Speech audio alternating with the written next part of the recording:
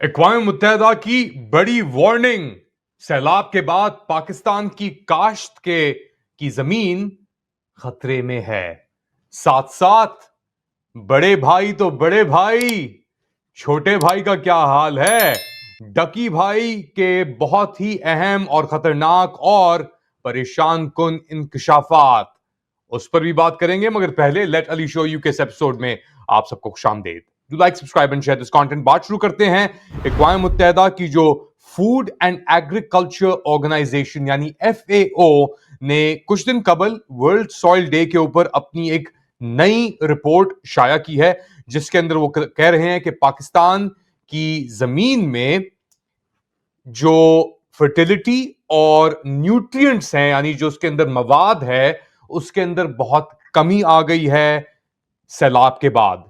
सैलाब के बाद ये चीज नोटिस की गई। याद रखें कि पिछले कुछ महीनों के अंदर, 5-6 महीने पहले पाकिस्तान के अंदर पिछली दहाई के तक या मेरे ख्याल से 2 दहाइयों तक का सबसे बदतरीन सैलाब आया था, जिसके अंदर लाखों एकड़ जमीन जो है वो मलबूस हो गई थी।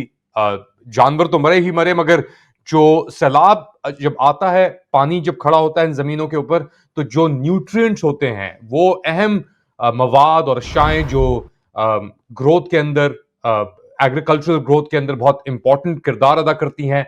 सॉइल फर्टिलिटी की बात होती है, कितनी जान है सॉइल के अंदर। फर्टिलाइजर हम ऊपर से डालते हैं ना, तो जमीन नेचुरल फर्टिलाइजर्स भी करती है। और जो इंडस डेल्टा है, इंडस रिवर है, रिवर बेड है, उसके इर्द गिर्द के जो इलाके हैं वो वैसे ही बहुत समझे जाते थे कि उनके अंदर, जमीन के अंदर बहुत जान है, बहुत मवाद है, बहुत न्यूट्रिएंट्स हैं। मगर अब ये जो फूड एंड एग्रीकल्चर ऑर्गेनाइजेशन है, अक़वाम मुत्तहिदा की एक ऑफिशियल ऑर्गेनाइजेशन है FAO ने, उसने एनालिसिस किया है और कहा है कि जी जो ऑर्गेनिक मैटर लेवल्स हैं जमीन के अंदर और सॉइल के अंदर, वो एक बहुत ही क्रिटिकल लेवल के ऊपर, यानी बहुत परेशान कुन लेवल के ऊपर नीचे गिर गए हैं, जिसकी वजह से जो सॉइल का स्ट्रक्चर है, वो चीज जो सॉइल को बाइंड करती है, साथ रखती है, फटने से रोकती है।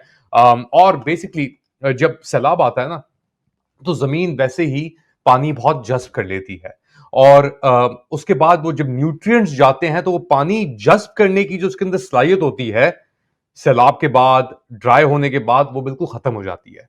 तो FOA के एनालिसिस ने कहा है, और बेसिकली ये कहा कि तकरीबन 36 मिलियन हेक्टर जो जमीन है पाकिस्तान के अंदर 2022 तक, वो काश्त के लिए या एग्रीकल्चर लैंड्स के लिए मुकर्रर की गई थी।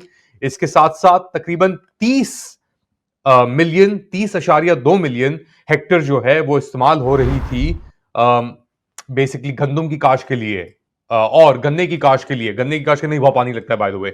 और चीजों के लिए, दीगर चीजों के लिए, एरेबल फार्मिंग के लिए 30.2 मिलियन हेक्टर जो है वो जमीन इस्तेमाल हो रही थी।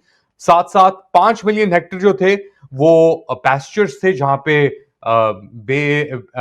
भैंस, बकरियां जाके चारा अपना खाती थी। और 0.72 मिलियन हेक्टर जो थे वो डेडिकेटेड थे परमानेंट क्रॉप्स के लिए। साथ साथ इनकी रिपोर्ट के मुताबिक 2.5 मिलियन हेक्टर जो थे वो तकरीबन जंगलात के एरियाज मुकर्रर किए गए थे।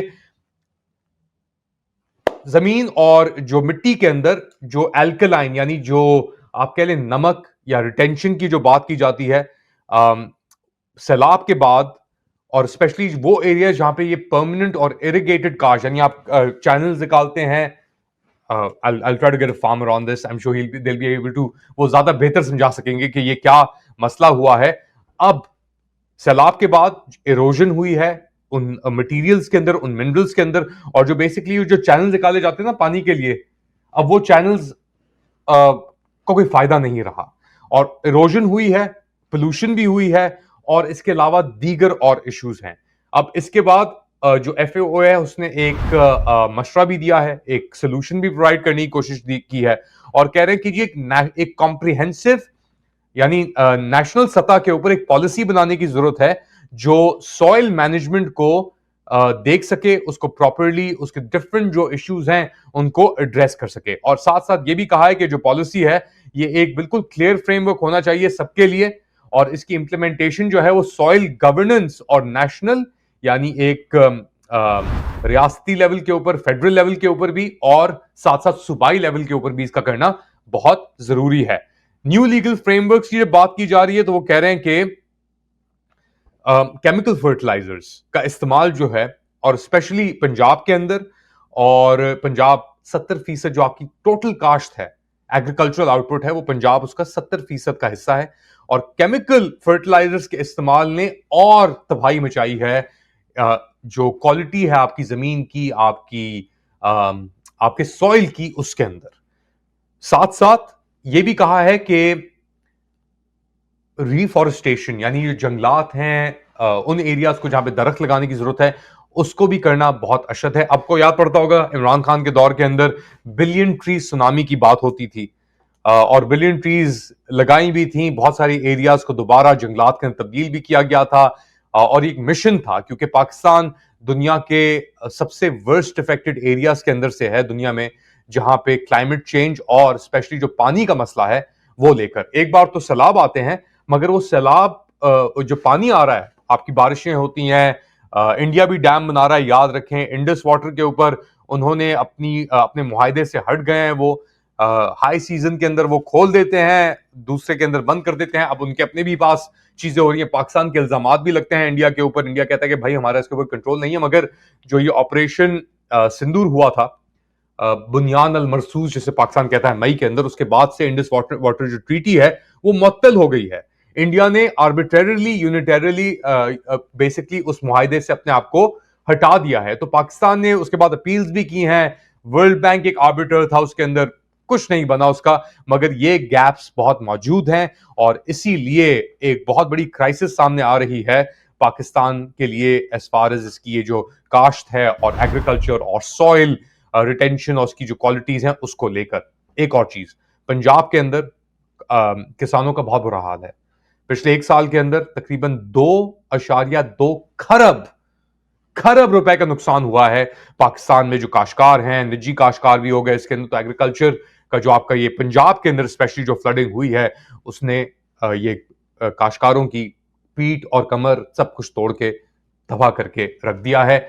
और साथ साथ इससे वो ब्लेम भी करते हैं जो मौजूदा पंजाब की हुकूमत है कि वो उनके साथ ज्यादती कर रही है, चाहे वो वीट के अंदर हो, चाहे वो और दीगर चीजों के अंदर हो, उनको वो प्राइस नहीं मिल रही और उनको इजाजत भी नहीं मिल रही कि अपना जो प्रोड्यूस है या जो उनकी पैदावार है वो दीगर और प्रोविंसेस में जाके वो बेच सकें। एक और इसके अंदर बहुत अहम एलिमेंट है, एक तरफ तो पाकिस्तान की अपनी जो बेसिकली कैपेसिटी थी, एग्रीकल्चरल आउटपुट कैपेसिटी, उसने एक हिट लिया है, मगर साथ साथ जो अफगानिस्तान के साथ मसले और मसाइल चल रहे हैं, स्पेशली पाक अफगान बॉर्डर के ऊपर जो क्लोजर हुए हुए हैं, झड़पें भी चल रही हैं, आर्टिलरी शेलिंग हुई थी कुछ दिन पहले, कई घंटों तक वो जारी रही, बॉर्डर क्लोज्ड है, स्पिन बोल चमन भी क्लोज्ड है, तोरखम का बॉर्डर भी आपका क्लोज्ड है, पाकिस्तानियों ने ही बंद किया हुआ है, अफगानियों ने भी किया हुआ है कि हम आपसे ट्रेड नहीं करेंगे जब तक हमें गारंटीज नहीं देंगे।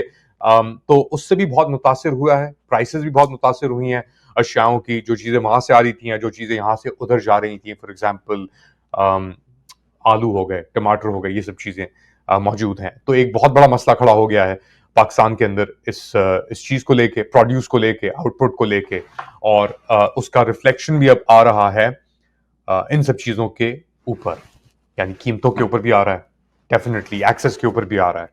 तो एक बहुत बुरी सिचुएशन क्रिएट हो चुकी है इस चीज को लेकर।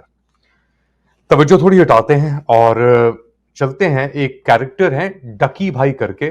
आई बी ऑनेस्ट विद यू, मैं नहीं जानता था, सुना था मैंने डकी भाई के बारे में, इनको जब एफआई ने पकड़ा था। ये पाकिस्तान के सबसे बड़े यूट्यूब इन्फ्लुएंसर्स के अंदर से, सोशल मीडिया इन्फ्लुएंसर्स के अंदर से माने जाते हैं। इनकी बहुत बड़ी फॉलोइंग है, स्पेशली बच्चे 7 साल की उम्र से लेके 30 साल की उम्र तक इनको फॉलो करते हैं। और इनके ऊपर इल्जाम लगा था कि इन्होंने क्रिप्टो स्कैम के अंदर ये इन्वॉल्व थे, और इनको कुछ अर्सा पहले एफआईए उठा के ले गई थी। अब इनकी एक वीडियो आई है सामने जिसके अंदर इन्होंने एफआईए के कुछ ऑफिशियल्स के ऊपर बड़े सख्त इल्जामात लगाए हैं और कहा है कि इनके साथ क्या किस तरीके से मिसट्रीटमेंट की गई। सुने जरा। किधर से आता है पैसा तेरे पास? मैंने कहा सर मैं यूट्यूबर हूँ, मेरे 8 मिलियन सब्सक्राइबर हैं, उधर एडसेंस। अभी मैं बात कर ही रहा होता हूँ। कहता है कि तुम मेरे वतन अजीज के बच्चों को खराब कर रहे हो। क्या करता है तुम्हारा बाप? मैंने कहा जी यूनिवर्सिटी के अंदर प्रोफेसर है। तो कहता तुम इतने क्यों हो? मैं चुप रहता हूँ। वो चीख के बोलते, कहता बोल। मैंने कहा जी सर, मैं सिर्फ वीडियोस बनाता हूँ, मैं यूट्यूबर हूँ। माँ बहन की गालियाँ वो देता रहता है। उसने मेरे मुंह पे बहुत जोर का थप्पड़ लगाया। मैं बिल्कुल चुप होकर ऐसे मुंह नीचे करके खड़ा हो गया। तो वो कहता मुंह ते कर, मुंह ते कर। अभी मैंने मुंह पर किया नहीं था, वो जोर से चीख के कहता मुंह ते कर। अभी मैंने वो मुंह पर किया ही था, उसने मुझे दूसरा थप्पड़ लगाया। मैं वहाँ पे बड़ा हेल्पलेस फील कर रहा कि यार मेरे से ऐसा क्या हो गया। मैं भी ये सोच ही रहा था, उसने मुझे तीसरा थप्पड़ लगाया। मुझे माँ बहन की गालियां दी जा रहा है, मैं अपना मुंह नीचे करके खड़ा हुआ हूँ। अच्छा, ये तो उन्होंने बयान किया कि इनके साथ मिसट्रीटमेंट कैसे की गई। एंड के अंदर इन्होंने शुक्रिया भी अदा किया अपने बड़े भाई का। बड़े भाई कौन, सुने। भाई थे जिनका नाम हमने बिग ब्रदर रखा था, उनसे मैंने रिक्वेस्ट की। मैंने कहा सर मुझे लोगों को बताने दें कि आपने हमारी फैमिली के लिए क्या क्या किया। कहता डकी, we work in the shadows, हमें आपकी अप्रिसिएशन नहीं चाहिए, ये हमारी ड्यूटी थी। आपकी माँ हमारी माँ है, आपकी फैमिली हमारी फैमिली है। ना हम चाहते हैं कि आप हमारा नाम लें, ना हम चाहते हैं कि आप हमें मेंशन करें। उसने कहा क्योंकि हमारे इदारे का नाम लेके आपको और आपकी फैमिली से फाइनेंशियल बेनिफिट्स ले रहे हैं, तो we have to step in. इदारे की ट्रेनिंग ही ऐसी है कि अगर हमारे इदारे का कोई नाम लेके अपने लिए कोई बेनिफिट लेगा तो उसकी कोई टॉलरेंस नहीं। तो इनके पास तो बड़े भाई मिल गए डकी भाई को। और बड़ी एक बड़ी शर्मिंदगी की बात है यार कि ये बंदा top influencers, YouTube influencers subscribers list के अंदर ये बंदा आता है, अपनी कमाई उससे करता है। इसके साथ अगर ये सब कुछ हुआ है और बड़े भाई को इंटरवीन करना पड़ा, तो आप अंदाजा लगा लें कि फिर आम आदमी जिसका कोई बड़ा भाई नहीं है उतना बड़ा, उसका क्या हाल होगा। एक बड़ा अहम इसके अंदर पहलू, मैं ये पूरी कहानी सुन रहा था, बड़े भाई का जिक्र आया, बिग ब्रदर। ये बिग ब्रदर का जो कॉन्सेप्ट है, ये जॉर्ज ऑरवेल, ब्रितानवी राइटर थे, कलम निगार थे ये। और इन्होंने बड़ी इंडिया में, बिहार में इनकी जॉर्ज ऑरवेल की पैदाइश हुई थी इंटरेस्टिंगली 1930s के अंदर मेरे ख्याल से। इन्होंने दो, खैर किताबें तो बहुत अहम लिखी हैं इन्होंने, मगर इनकी दो बड़ी अहम किताबें हैं। एक है 1984 और एक है एनिमल फार्म। 1984 के अंदर ये बात करते हैं एक डिस्टोपियन, यानी एक बड़ी ही मुस्तकबिल के अंदर एक ऐसी सोसाइटी जिसके अंदर हर किसी का के ऊपर हर किसी का कंट्रोल है और एक बड़ा भाई मॉनिटर कर रहा है एक आंख की तरह और इंस्ट्रक्शंस दे रहा है हर किसी को, तुम ये कर सकते हो, तुम ये नहीं कर सकते, तुम्हें ये करना चाहिए, तुम्हें ये नहीं करना चाहिए। इन सब चीजों के ऊपर उन्होंने बात की बेसिकली, और उन्होंने इन चीजों के ऊपर बात की और बिग ब्रदर की। और बिग ब्रदर कहता था कि ये दिन है, ये रात है, तुम्हारे काम के अंदर ही तुम्हारी सलामती है, तुम्हारे काम के अंदर ही तुम्हारी आजादी है, ऐसी बातें। तो डकी भाई को देख के जो वो बिग ब्रदर का शुक्रिया कर रहे थे, मेरे दिमाग में ऑरवेल का आया कि वो एक ऐसी हैसियत या एक ऐसा सिस्टम, निजाम जो हर किसी के ऊपर निगाह रखता है, हर किसी के ऊपर काबू करता है, कंट्रोल मैकेनिज्म्स रखता है, जो सोसाइटी को एक कंट्रोल टूल बॉक्स की तरह चलाता है। उसके अंदर जो इंसान है, वर्कर्स हैं, उनकी कीमत, उनकी वैल्यू वो बड़ा भाई डिटरमिन करता है कंट्रोल के थ्रू, और बताता है ये दिन है, ये रात है, ये सही है, ये गलत है, काम के अंदर ही तुम्हारी आजादी है, ऐसी चीजें। तो डकी भाई को सुन के जब वो शुक्रिया कर रहे थे अपने बड़े भाई का, तो मुझे ख्याल आया कि यार एक बड़ी एक डिस्टोपियन और ऑरवेलियन किस्म की सोसाइटी बन गई है, जहां पे वो लोग जिन्होंने आपके ऊपर निगाहें रखी हुई हैं 24 घंटे, जो हर चीज आपकी देख रहे हैं, क्या सही है क्या गलत है, और अगर गलत है तो फिर उसकी पनिशमेंट भी है, अगर सही है तो फिर लगे रहो। ऐसा बड़ा भाई, ऐसा बिग ब्रदर, ऐसी आई फॉर ऑल। एक शो भी आया था ना इंडिया में, बिग ब्रदर करके, ऐसे कुछ करके, अमेरिका में भी आया था, इंग्लैंड में भी आया था। उसके अंदर हर मूव कैमरेज लगे होते थे कि आपको कोई प्राइवेसी नहीं है आपकी।